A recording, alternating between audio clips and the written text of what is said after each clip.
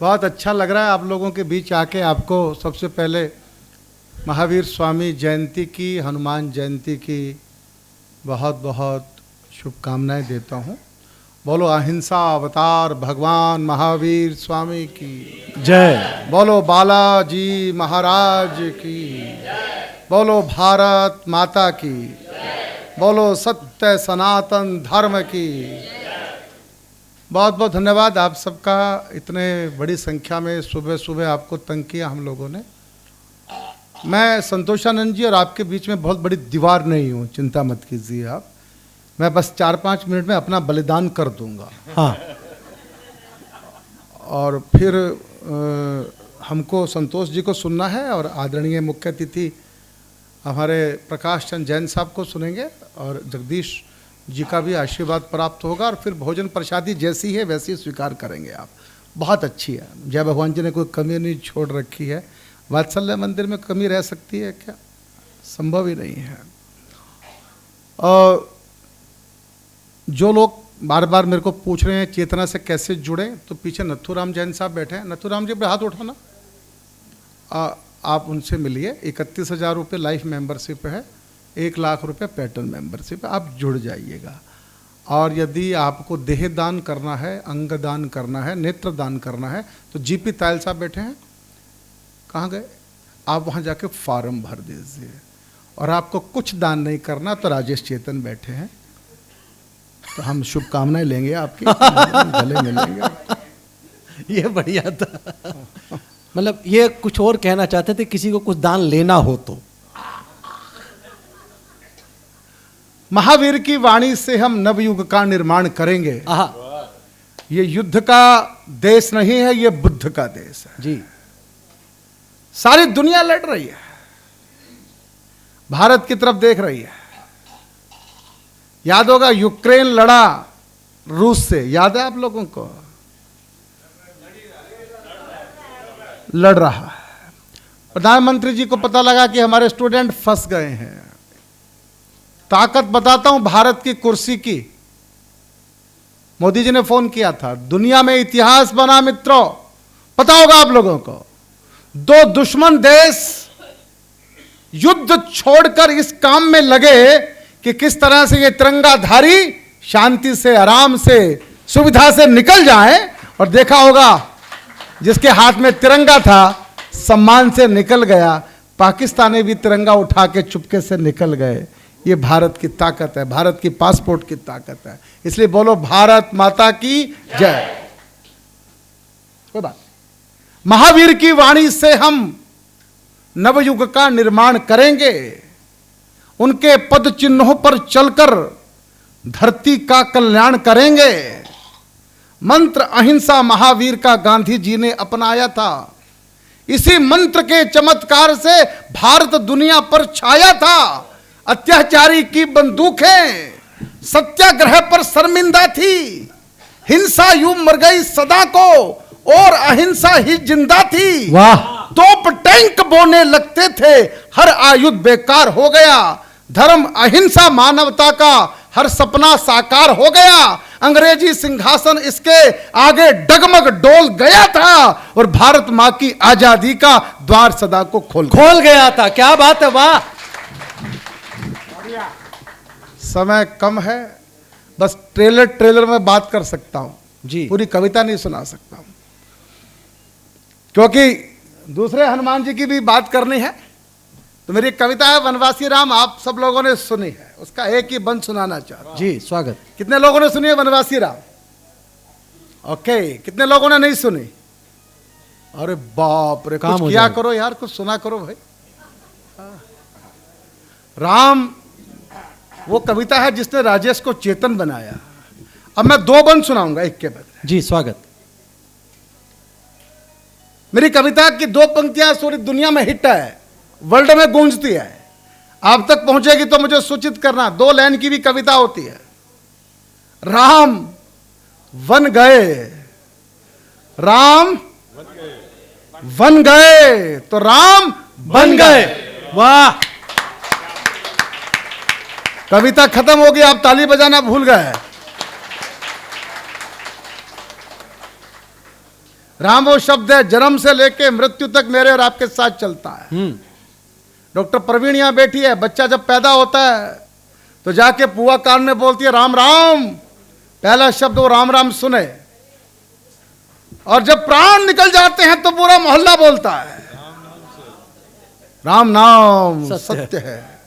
मेरे मोहल्ले में एक को लेके जा रहे थे, रास्ते में हम खड़े थे, मैंने कहा किसके लिए बोल रहे हो? बोला वो ऊपर जो लेटा है उसको सुनता है क्या?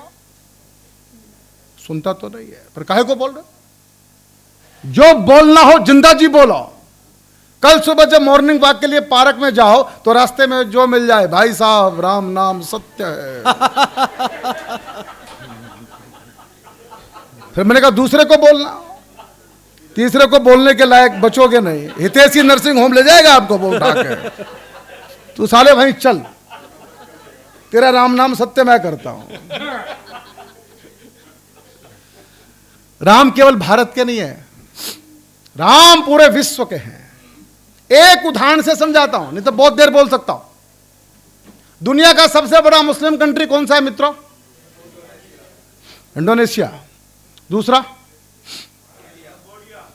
भारत, पता होना चाहिए।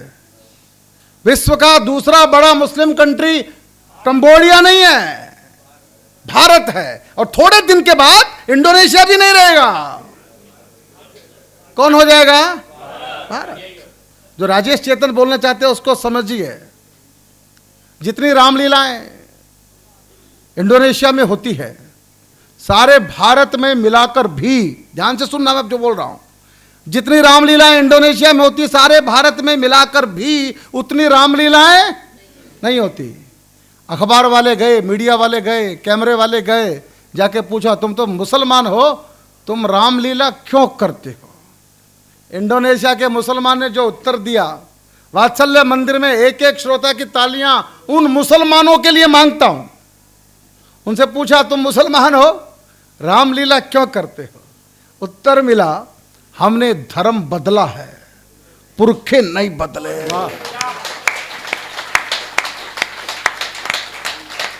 जय भगवान जी, ये बात हिंदुस्तान के मुसलमान को समझ आ जाती तो मेरे को और आपको कार सेवा में जाना पड़ता क्या?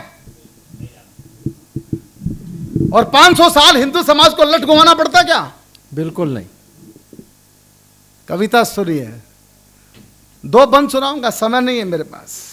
मैं भी संतोष जी को सुनने के चक्कर में बैठा हूं। माता पिता की आज्ञा का तो केवल एक बहाना था। खामोशी नहीं चाहिए, बोलना पड़ता वाह क्या बात है, ऐसे बोलना वाह वाह, ऐसे बड़ा माहौल बनाना पड़ता है कविता का।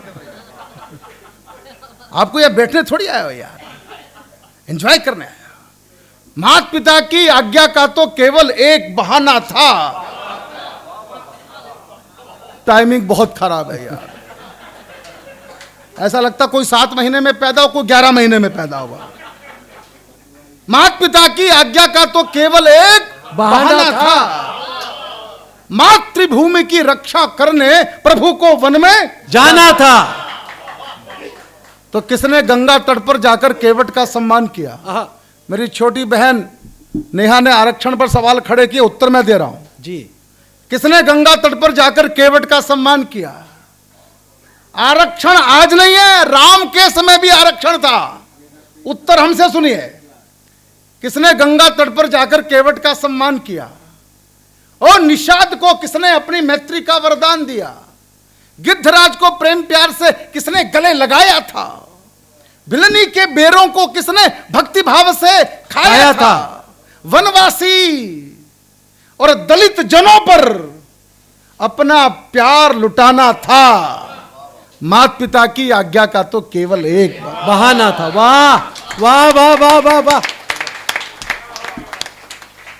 लंबी कविता, सीधा हनुमान जी पे आता हूं जी, नहीं तो आप उलझ जाओगे। मैं शाम कर दूंगा, 28 बंद है इसके। हाँ आखिरी का बंद सुनो हनुमान जी का। जी। हनुमान जी ताकत है हिंदुस्तान की, सनातन की, समझिए। एक बच्चा हनुमान जी के मंदिर में, या ये मानिए कि हमारे सामने ये गरग साहब बैठे, हनुमान जी के मंदिर में गए, जाके हनुमान जी के मंदिर में हनुमान जी को हनुमान चालीसा सुनाया। अब बूटी लाए थे, पहाड़ लाए थे, अहिरावण को मारा, फलाना किया, ढिमकाना किया। हमको जिससे काम होता है उसको ज्यादा तेल लगाते हैं। हनुमान जी प्रकट हो गए, बोला ये बताइए काम तूने किए थे कि मैंने किए थे? बोला प्रभु जी काम तो आपने किए थे। बोला फिर तुमको क्या मतलब, घर जाओ। बोला मतलब क्यों नहीं है, 100 रुपए का प्रसाद लाया हूं, आप तो प्रसाद खाओ। और पड़ोसी प्लॉट बेचने को तैयार नहीं है और मुझे प्लॉट लेना है। रात को सपने में उसको गधा दिखाओ और प्लॉट मेरे नाम कराओ। डॉक्टर आदित्य शुक्ला क्या करोगे आप? ये कंसेप्ट बदलने में लगे। बलशाली वानर जाति तो पर्वत पर ही रह जाती। 2 पात्र हैं महावीर से महावीर। 2 पात्र और बताता हूं मैं आपको। जितने मंदिर भारत में हनुमान जी के, उतने मंदिर राम जी के भी नहीं है जी। राम के भक्त हनुमान, कृष्ण के भक्त अर्जुन। अर्जुन के मंदिर देखे कभी किसी ने? हंसराज जी अर्जुन के मंदिर क्यों नहीं होते? अर्जुन आपके और मेरे जैसा है, हमको किसी पर भरोसा नहीं। साक्षात ठाकुर नारायण सामने खड़े हैं, अर्जुन को भरोसा ही नहीं। ऐसे के मंदिर बनाए क्या? जैसे मैं आपको समझा रहा हूं, भगवान ने 700 श्लोक सुनाए, मैं भी सुनाऊं क्या? एक समझ में नहीं आया भाई साहब के, एक समझ में नहीं आया। ताली बजाए हम उसके लिए, मंदिर बनाए उसके हम लोग। भगवान ने उसको दिव्य दृष्टि दी, देख अर्जुन तेरे सामने मैं खड़ा हूं, कुछ नहीं दिखाई पड़ा। आखिर भगवान ने अपना विराट रूप दिखाया, अर्जुन मैं ये हूं ये हूं। तब बोला पिताजी हम मंदिर बनाए। अच्छा आप मुझे बताओ, आप यहां इतने लोग बैठे, पूरा हॉल भर गया, कुर्सियां बढ़ाई जा रही है, आप सब भी तो अर्जुन की तरह ही बैठे हो। आप राजेश चेतन को पहचान रहे हैं मैं कौन हूं?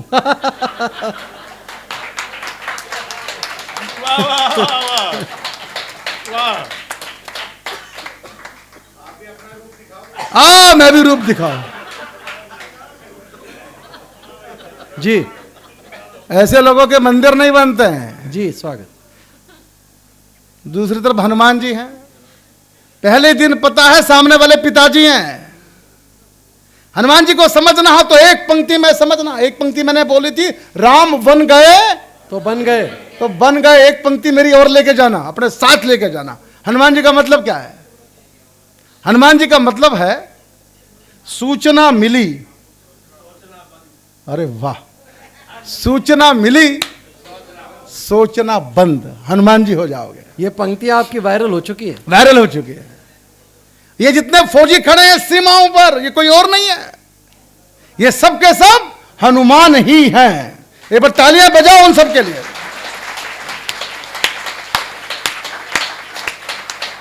बलशाली। आखिर की पंक्ति सुनिए और मुझे विदाई दीजिए। बलशाली वानर जाति तो पर्वत पर ही रह जाती है। जगदीश मित्तल जी बैठे, मैं हर कविता इनसे डिस्कस करता हूं अपने। बलशाली वानर जाति तो भीम जी बलशाली, कल वो आए थे आपके वनवासी कल्याण आश्रम के दोनों हमारे प्रचारक। बलशाली, वो काम भी हनुमान जी का ही कर रहे हैं आप लोग। बलशाली वानर जाति तो पर्वत पर ही रह जाती, बाली के अत्याचारों को शायद चुप ही सह जाती। प्रभु ने मित्र बनाए वानर, जंगल पर्वत जोड़ दिए। जाति और भाषा के बंधन पल भर में ही तोड़ दिए। जन जन भारत का जुड़ जाए, जन जन भारत का जुड़ जाए, प्रभु ने मन में ठाना था। और माता पिता की आज्ञा का तो केवल एक बहाना था। माता पिता की आज्ञा। एक बार जोरदार तालियां हो जानी चाहिए चेतन जी के लिए।